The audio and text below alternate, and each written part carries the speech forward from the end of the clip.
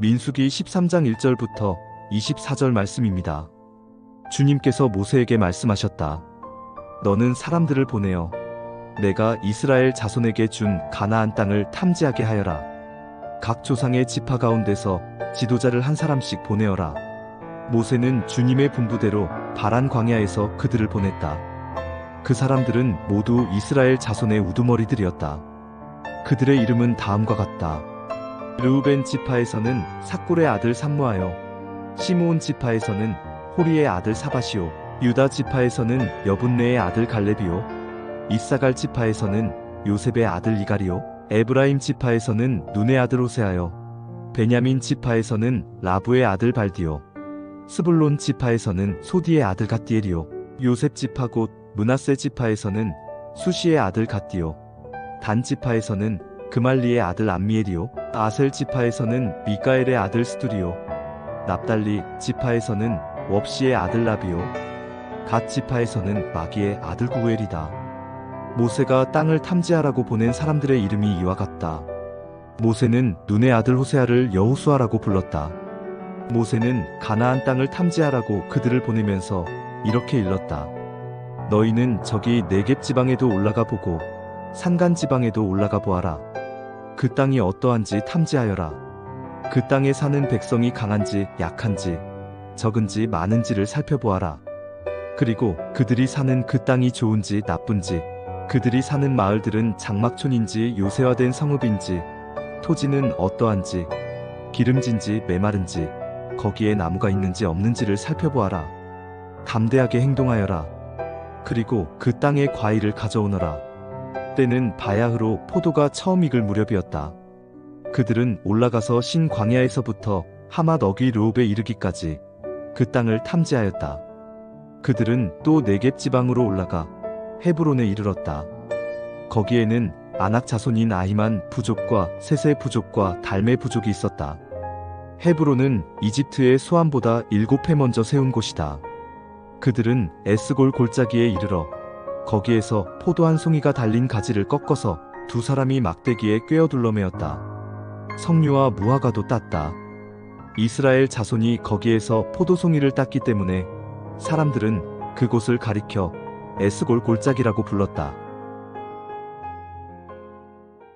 하나님의 말씀을 묵상하기를 소망하며 말씀 앞에선 우리 모두에게 하나님의 은혜가 풍성하게 내리기를 소망합니다. 오늘 민수기 13장의 앞부분의 말씀을 함께 보려고 합니다. 이 앞부분에서는 드디어 가나안 땅을 향해 나아가는 첫 발걸음이 기록됩니다. 그것이 어떤 시작점이냐면 가나안 땅을 정탐하라고 오라라는 명령으로부터 시작하는 것입니다. 하나님께서는 이 백성들에게 모세를 통하여 가나안 땅을 돌아보고 올 사람들을 뽑아서 세우라고 말씀하십니다. 특별히 이들은 각 지파의 지도자들이었습니다. 모든 사람들의 명단을 우리는 이 말씀에서 볼 수 있지만 앞으로 우리가 조금 집중해 볼 사람들은 여호수아와 갈렙이라는 인물입니다. 이 부분은 살짝 나중에 살펴보도록 하고 오늘은 이 정탐을 나아가는 장면에 주목하고자 합니다. 우리는 다소 이 말씀들을 보면서 이해가 되지 않는 요소들이 발견이 됩니다. 어떤 거냐면 우리가 가나안 땅으로 들어가기 이전에 이스라엘 백성들이 그 땅을 살펴보는 것은 너무나도 좋은 일입니다. 우리가 이스라엘 백성들이 지금 빈 땅을 향해 나아가는 것도 아니고 그곳에 살고 있는 이방 민족들과 싸워서 그 땅을 취해야 하는 거였기 때문에 그 땅의 상황들 그리고 거기서 살고 있는 사람들을 미리 확인해 볼 필요가 있었습니다. 그래서 모세는 정탐꾼들한테 이런 부탁을 합니다. 네겝 지방에도 올라가 보고 산간 지방에도 올라가 봐라. 그 땅이 어떠한지 탐지하고 백성은 강한지 약한지 혹은 적은지 많은지 그 땅이 정말로 좋은 땅인지 장막으로 사는지 아니면 성이 세워진 지역들인지 이 모든 자세한 것들을 한번 살펴보고 오라고 말하는 것입니다. 우리는 때로 믿음의 결단과 이성적인 고민이 어울리지 않는다고 생각하는 것 같습니다. 어떤 말이냐면 우리가 꼼꼼히 따져보고 생각해보고 그 다음에 결정하는 것은 믿음이 없다라고 판단하는 것이고, 하나님께서 우리에게 이런 것들을 허락해 주셨으니까 우리는 굳이 이런 것들을 생각하지 않아도 돼 하면서 뛰어드는 것을 믿음으로 평가하는 경우가 간혹 있는 것입니다. 그렇지 않습니다. 하나님께서는 때로 이런 수단들을 활용하셔서 우리가 그것을 진정으로 믿고 의지하며 또 합당한 계획들을 세우는 것까지 하나님께서 도구로 사용하신다는 점을 우리는 조금 기억해 볼 필요가 있습니다. 즉, 하나님을 향한 신앙과 이성적인 사고 혹은 고민이라는 것은 모순되는 개념은 아니라는 사실입니다. 무엇보다 이 정탐을 통하여 그들이 앞으로의 계획을 세우고 그 땅이 어떤 땅인지를 파악하는 것을 하나님께서 허락하시고 명령하셨다라는 사실을 우리는 기억해 볼 필요가 있는 것이죠. 그러나 우리가 오늘 조금 더 주목했으면 하는 것은 뭐냐면 이 정탐꾼들의 명단입니다. 이 정탐에 있어서 왜 이들이어야 했을까라는 질문들입니다. 사실 정탐을 보낸다라고 한다면 우리가 역사 속에서 참 많이 발견되지 않습니까? 이스라엘 백성들의 이야기뿐만이 아니더라도 수많은 역사, 수많은 민족 가운데 어떤 전쟁을 준비하고 전투를 준비하는 사람들은 미리 정탐을 보낸다든지 어떤 스파이를 심어놓는다든지 해서 정보를 캐오는 일들이 수도 없이 많다라는 겁니다. 그런데 그렇게 정탐을 보내고 스파이를 보내고 미리 정보를 확인하고 취득하고자 보내는 그 사람들은 어떤 사람들인가요? 적어도 지도자들은 아닙니다. 이스라엘 백성들의 이러한 선택은 굉장히 특별한 케이스입니다. 지도자들은 움직이지 않습니다. 오히려 그 지도자가 그런 위험한 명령을 수행하게 되었고 그 위험한 명령 가운데 그 사람을 잃게 되었을 때에 그것이 이스라엘 민족에게는 너무나도 큰 어려움이 될 것이기 때문에 그렇죠. 그러나 하나님께서는 각 지도자들이 나아가게 하시는 겁니다. 누군가 다른 사람들을 보내지 않습니다. 우리는 여기서 두 가지를 살펴봤으면 좋겠습니다. 첫 번째는 그렇게 할 수 있었던 이유는 하나님께서 이 정탐을 허락하셨기 때문이라는 점입니다. 당연히 하나님께서 허락하시죠. 하나님께서 명령하신 것 아닙니까? 네, 맞습니다. 그런데 우리가 조금 더 생각해 볼 것은 그렇기에 지도자들이 나아가도 문제가 없었다는 사실, 조금 더 정확하게 말하자면 이 하나님의 명령을 믿는 사람들에게는 이 지도자들이 그 위험한 상황에 가는 것이 전혀 걱정이 되지 않았다라는 점입니다. 왜 그런가요? 하나님께서 허락하셨습니다.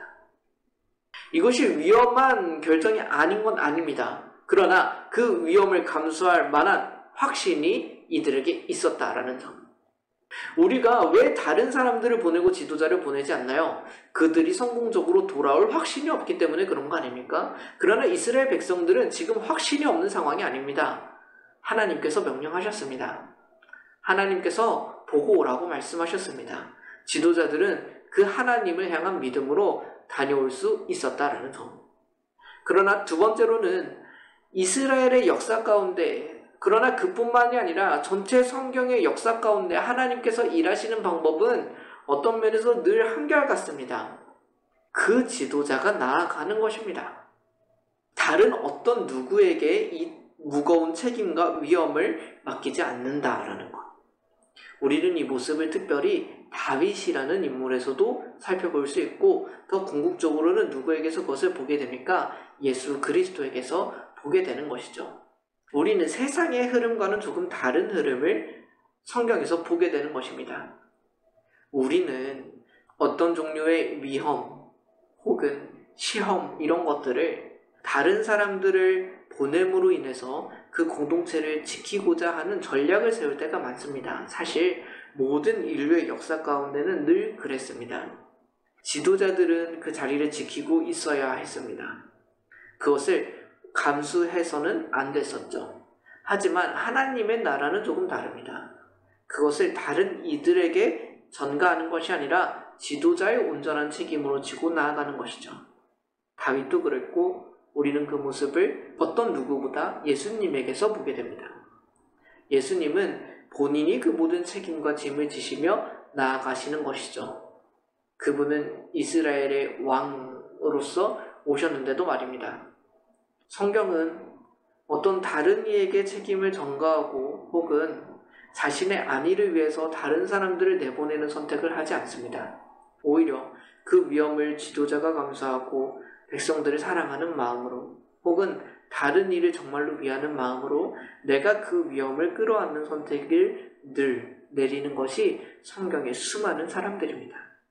우리가 오늘 지도자의 모습에서 그것을 보았으면 좋겠습니다. 먼저는 하나님께서 그들을 보내실 때는 마땅한 계획이 있고 확신이 있으심을, 그렇기 때문에 우리가 믿고 나아갈 수 있다는 사실을 한 번 더 믿었으면 좋겠고, 두 번째로는 그 믿음 위에서 우리는 이러한 책임과 시험들을 다른 사람들에게 전가하는 것이 아니요 다른 사람에게 넘기는 것이 아니라 내가 지고 갈 수 있음을, 특별히 내 주변에 있는 자들을 위하여 내가 위험을 감수할 수 있는 사람들이 하나님의 일꾼이자 하나님의 종들임을 우리가 함께 기억할 수 있었으면 좋겠습니다. 예수님께서 그렇게 먼저 살아주신 것입니다.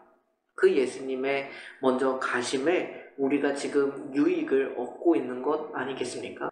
그렇다면 우리도 그 유익을 다른들에게 전해줄 수 있는, 마치 이곳의 지도자들과 같은 우리 모두가 되었으면 좋겠습니다. 잠시 함께 기도하겠습니다. 하나님 아버지, 오늘 이 지도자들의 모습을 통해 우리가 나아가야 할 바를 바라보고 무엇보다 우리 주 예수님을 바라보게 됩니다. 그 위험한 환경 가운데 또 나아가야 하는 발걸음에 다른 어떤 누구를 내보내는 것이 아니라 그들의 책임을 지고 그들의 짐을 지고 먼저 나아가는 지도자들의 모습을 봅니다. 주님, 어느 누가 그 자리를 가고 싶겠습니까? 어느 누가 위험을 사서 고생을 사서 하고 싶겠습니까? 그러나 다른 이들을 아끼는 마음으로 또 자기에게 주신 그 사명을 지키는 마음으로 나아간 줄로 압니다. 하나님, 우리의 마음 가운데도 나를 생각해서는 다 피하고 싶고 평안한 삶만을 누리고 싶어 하지만 우리 주 예수님을 생각하고 우리에게 맡겨주신 영혼들을 생각하여 마땅히 나 또한 다른 이들을 위하여 기꺼이 위험을 무릅쓰고 짐을 지고 나아갈 수 있는 우리 모두가 되게 하여 주옵소서. 그토록 예수님을 따르고 예수님과 같은 모습으로 살아가기를 힘쓰는 우리가 되기를 한 번 더 소망하며 살아계신 예수 그리스도의 이름으로 기도드립니다. 아멘.